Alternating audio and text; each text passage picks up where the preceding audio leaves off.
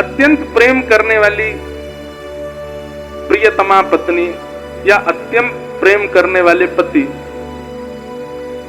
जिनको सदा ये लगता रहता है कि उनका जो विपरीत प्रियतम है वो उनसे प्रेम कम करता है, लेकिन कोई और अगर बताए, तुम्हारे बारे में पूछ रहे थे, तुम्हारे लिए ऐसी चर्चा कर रहे थे, रात में ऐसे बोल रहे थे, तो वो बड़े ध्यान से सुनता, अच्छा मुझे तो पता नहीं चलता है कि हमसे प्रेम भी करते हैं, तुमको बता रहे थे? बोला अच्छा, मेरी चिंता कर रहे थे? बोला हाँ चिंता कर रहे थे। ऐसे ही ठाकुर जी के प्रियतम कौन है? ठाकुर जी के प्रियतम ये सब रसिक संत जन हैं। जब इनकी चर्चा कोई व्यास मंच से सुनाता तो ठाकुर जी ऐसे ही सुनते, अच्छा मेरे लिए ऐसा विचार कर रहे थे, मेरे लिए ऐसा सोच रहे थे, मेरे लिए ये कर रहे थे, तो वो सुनने के लिए ठाकुर जी आते हैं और बड़े ध्यान। पता है भागवत की कथा में विघ्न आप करेंगे, उठेंगे, चलेंगे, फोन पे बात करेंगे, कुछ भी, तो डिस्टरबेंस आसपास को और वक्ता को होता है, पर भक्तमाल की कथा में जब आप डिस्टर्ब करते हैं तो लाल जी को डिस्टर्बेंस होता है। बोले यार तू चुपचाप बैठ जा, मुझ सुनंद है, मेरे आचार्य चरण के भाव बता रहे हैं। इसलिए भक्तमाल की कथा ठाकुर जी को बहुत प्रिय है, इसलिए तुम श्रोता भक्तमाल के। ठाकुर जी श्रोता हैं भक्तमाल के, और दास पे इतनी बड़ी कृपा हुई कि भक्तमाल जी इसी सरस कुंज की कृपा से, पूज्य महाराज जी की कृपा से ही दास को प्राप्त हुई। इन्होंने ही अनुग्रह करके हमें, पिछली बार भी जब कथा हुई थी तो हमने लोकेश जी से भी कहा था मैंने कि भागवत जी करा लो, नहीं महाराज जी सुनेंगे तो भक्तमाल ही। तो मन में भाव आया कि कैसे करेंगे, लेकिन जैसे तैसे भी पूज्य अग्रमलुक पीठाधीश्वर महाराज जी की कृपा हुई, हमारे गोरीलाल कुंज वाले महाराज जी की कृपा हुई, हमारे सरस कुंज वाले महाराज जी की कृपा हुई, तीनों आचार्य चरणों की कृपा से भक्तमाल जी की कथा कहना प्रारंभ किया। अब जैसी कर रहे हैं बस कर रहे हैं, हम पे आवे कैसी है ये तो लाल जी जाने। इस कथा की प्रशंसा तो आप लोग करेंगे भी तो कोई बड़ी बात नहीं है, इस कथा की प्रशंसा तो ठाकुर जी करें, क्योंकि वही मुख्य श्रोता हैं। आज कथा का विश्राम दिवस है और आज आचार्य चरण हमारे श्रीमद वल्लभाचार्य जी महाराज, जिनकी कृपा से, वैसे तो गोसाई श्री विठलनाथ जी के छप्पे में श्री नाभा जी कहते हैं कि कलयुग में द्वापर कियो। आज इस बात को हम निस्संदेह रूप से कह सकते हैं। कई लोग पुष्टि मार्ग को नहीं जानते होंगे, कई लोग श्रीमद वल्लभाचार्य जी की परंपरा को भले ही इतने अच्छे से नहीं समझ पाए होंगे, अन्य अन्य भावों में भी आप व्यवस्थित हैं, अन्य अन्य संप्रदायों में भी आप दीक्षित हैं, लेकिन घर में जो गोपाल जी की सेवा आपके विराज रही है, ये कृपा तो महाप्रभु जी की है, ये उन्हीं की कृपा से। अगर महाप्रभु जी का प्रादुर्भाव पृथ्वी पर नहीं हुआ होता तो हमारे घर में लड्डू गोपाल कभी नहीं आते। उनका नाम लड्डू गोपाल हम उत्तर भारतीय लोगों ने विशेष रूप से रख दिया, वैसे तो उनका नाम नवनीत प्रिया है। क्या नाम है? नवनीत प्रियालाल। वो हाथ में लड्डू थोड़ी है उनके, जो ऐसे बैठे हैं वो लड्डू थोड़ी है, वो नवनीत है, मक्खन है। शोभित कर नवनीत लिए, गुटरुन चलत रेणु तन मंडित गो रोचन तिलक किए।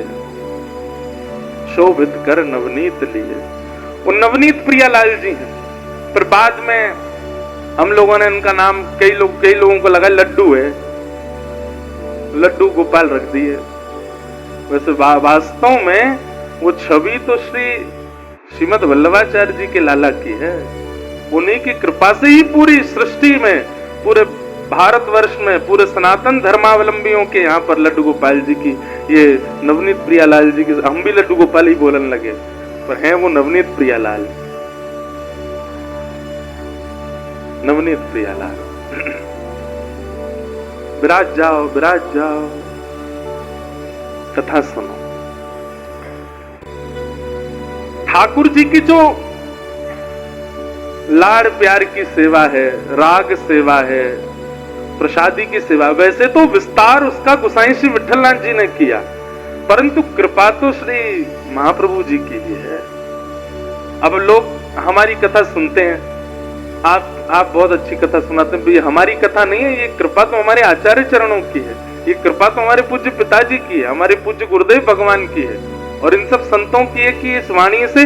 और ऐसा नहीं है कि हम अंतिम श्वास तक ऐसी सेवा करेंगे, नहीं, कुछ साल के लिए सबको ठाकुर जी चुनते हैं, कुछ साल सबको देते हैं ठाकुर जी। कभी कभी समय आता है सबका, अभी किसी की कथा में ज्यादा रुचि आ रही है, फिर कुछ समय बाद किसी की वाणी में रस, ठाकुर जी भी माइक बदलते रहते हैं अपने। एक बार किसी की, अभी कुछ दिनों से युवा लोग हमारी सुन रहे हैं, कुछ समय बाद किसी और की सुनेंगे, ठाकुर जी कोई और माइक पकड़ लेंगे, फिर उस पर कथा अच्छी लगेगी। ठाकुर जी चुनते हैं, और ठाकुर जी किसको चुनते हैं? जिस पर आचार्यों की कृपा, जिस पर गुरु कृपा, जिस पर परंपरा की कृपा होती है, उसको ठाकुर जी चुन लेते हैं। कई लोग कहते हैं आपको मान नहीं होता, इसीलिए नहीं होता क्योंकि अपना माने तो मान हो ना, अपना है ही नहीं। हम तो आज से 10 साल पहले भी ऐसी कथा करते थे, तब तो हमको 15 लोग सुनते थे, आज भी वैसी कथा करते हैं, आज 15,000 सुन लेते हैं। तो ठाकुर जी कब कौन सा माइक पकड़ लें, बस माइक ठाकुर जी के बन जाओ। हमारे गिरिराज जी में पंडित श्री गया प्रसाद जी महाराज विराजते थे, उनकी एक बात इतनी अच्छी लगती है। एक बार एक ब्रजवासी गयो और ब्रजवासी जाए करके बोलो बाबा देख लो समझाए लो ठाकुर, तो बाबा बोले कौन को समझाऊं? बोले या को समझाए लो लाला को। बोले का है वो? इतनी परेशानी दे रखी है, कभी तो रोग लग जाए, कभी तो पैसा खत्म हो जाए, कभी मैया बीमार रह जाए, कभी पिताजी बीमार रह जाए, कभी काम रुक जाए, कभी कछु, जे लाला बहुत खेल रहा है, बाबा ने क्या कुछ समझाए दो। पंडित श्री गया प्रसाद जी महाराज इतनी सुंदर बात कहते, बोले लाला इतकुआ, ब्रजभाषा बोलते, लाला ये तो बहुत बड़ी कृपा है कि लाला तोते खेल रहे हैं, लाला ते यो मत कहियो कि लाला खेल मत खेले, बल्कि लाला ते यो कहियो तुम जो चाहे जो कर लो, लेकिन याद रखियो खिलौना में ही रहना चाहिए, खिलौना मत बदलियो। लाला तुम जैसे चाहे खेल लो, लेकिन खिलौना मोये रखियो, पतो चली कल को कोई नयो खिलौना ले लियो तो मोए बड़ी पीड़ा होएगी। ठाकुर जी खेलते हैं। कई लोग ऐसा सोचते हैं कि हमारी विपरीत स्थिति आई है, इसका मतलब ठाकुर जी की कृपा नहीं है। नहीं, विपरीत परिस्थिति का ही मतलब होता है कि ये कृपा है ठाकुर जी की। ठाकुर जी आपको देख रहे हैं, सब कुछ अनुकूल है, निद्रा अनुकूल है, भोजन अनुकूल है, जीवन साथी अनुकूल है, बच्चे अनुकूल हैं, धन अनुकूल है, सब कुछ अनुकूल है। तो कहीं ना कहीं ठाकुर जी की दृष्टि नहीं है आप पर। अगर ठाकुर जी की दृष्टि होगी तो थोड़ी प्रतिकूलता तो हर स्थिति में होगी, कुछ ना कुछ तो ठाकुर जी इधर उधर करते चले ही हैं। तो ये कृपा तो आचार्य चरणों की होती है कि ठाकुर जी आपको चुने। ऐसे ही हमारे श्री गोसाई विठलनाथ जी को चुना ठाकुर जी ने, अरे वो तो स्वयं भगवान ही है, स्वयं।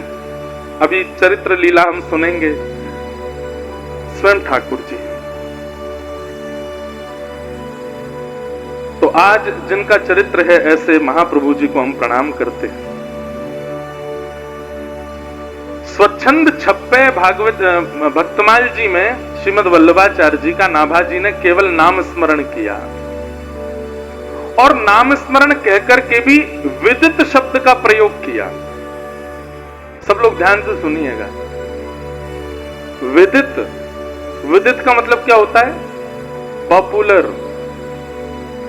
श्री वल्लभाचार्य जी के नाम स्मरण में विदित शब्द का प्रयोग करके नाभाजी कहते हैं कि ये बहुत प्रसिद्ध हैं, इसलिए इनका चरित्र में बहुत विस्तृत नहीं कहूंगा, थोड़ा सा कहूंगा।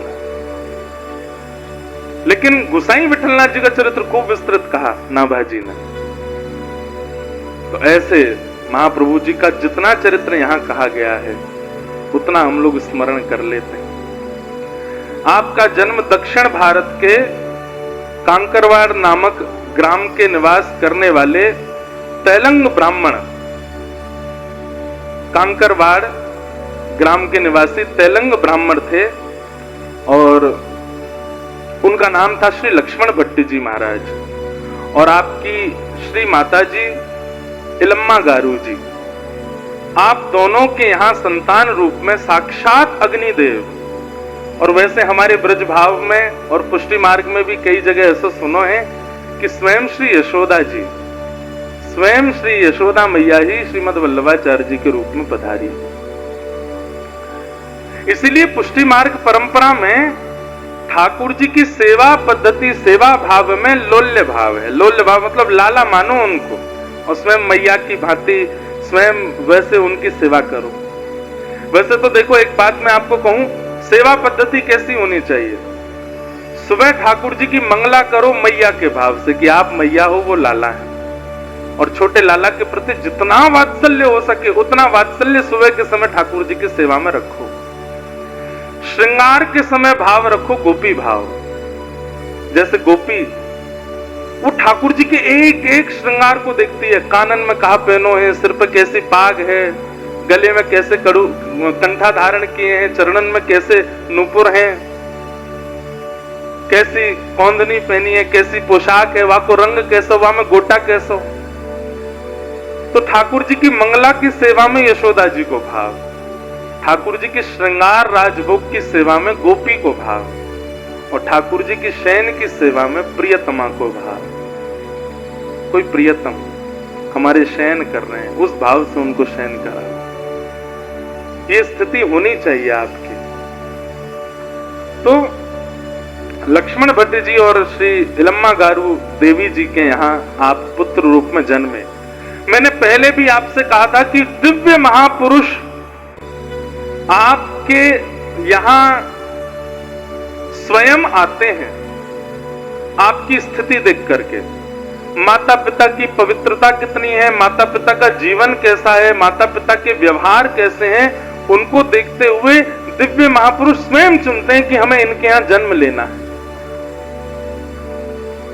महाप्रभु जी जिस वंश में प्रकट हुए उस वंश के एक आपके पूर्वज, आपके परपर दादा गुरु, आपके परपर दादाजी महाराज, उन्होंने सोम यज्ञ करने का अनुष्ठान व्रत लिया था, और 100 सोम यज्ञ करने का भाव आपने रखा था। और यज्ञ करने के पीछे एक ही भाव था कि इस यज्ञ के प्रभाव से हमारे यहाँ एक दिव्य तेजोमय बालक का प्रादुर्भाव हो। लेकिन आपके वो 100 यज्ञ पूरे नहीं हो पाए, तो आपने कहीं लिख दिया कि मेरे वंश में जितने भी बालक हों, सबसे मेरी प्रार्थना है कि 100 यज्ञ की मैंने संकल्प लिए हैं, इतने यज्ञ हमारे हो गए, आगे जितने बालक हों वो यज्ञ करते रहें।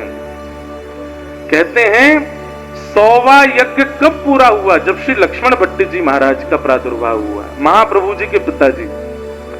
तो आपने जब 100वां यज्ञ पूरा किया तो आपने उत्सव मनाया, और आप बड़े प्रसन्न होकर के सबसे बोले, हमारे पूर्वजों की जो इच्छा थी 100 यज्ञों की, वो अब जाकर के हमारी पीढ़ी में आकर के पूरी हुई है। अपने गांव में तो उत्सव किया ही, लेकिन आपके मन में भाव आया कि सपत्नीक हम काशी जाएं और काशी के विद्वान ब्राह्मणों को भोज करा करके वहां उत्सव करें इस यज्ञ का।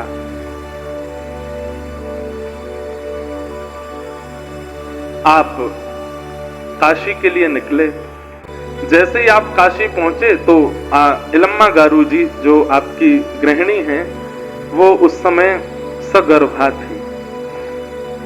सुनिए, ये सब भाव इसलिए आवश्यक है सुनने के लिए कि इनसे आचार्यों की पृथ्वी पर आगमन की स्थिति पता चलती है, और फिर हमें भी अनुभव होता है कि जब हमारे गर्भ काल में भी कोई उत्पन्न होने वाले हों तो उस समय माताओं को, पिताओं को किन किन सावधानियों का भाव रखना चाहिए। 100 यज्ञ किए, और एक नहीं अनेक पीढ़ियों ने जाकर के तब लक्ष्मण भट्ट जी के द्वारा 100वां यज्ञ पूरा हुआ। उस यज्ञ के महाभोज का कार्यक्रम आपने काशी में किया, लेकिन तभी एक खबर फैल गई कि मुगलों ने काशी पर आक्रमण कर दिया है। और वो बात सुनते ही आप दोनों इतने व्याकुल हो गए, क्योंकि आपकी गृहिणी इलम्मा गारू माता जी गर्भवती थी।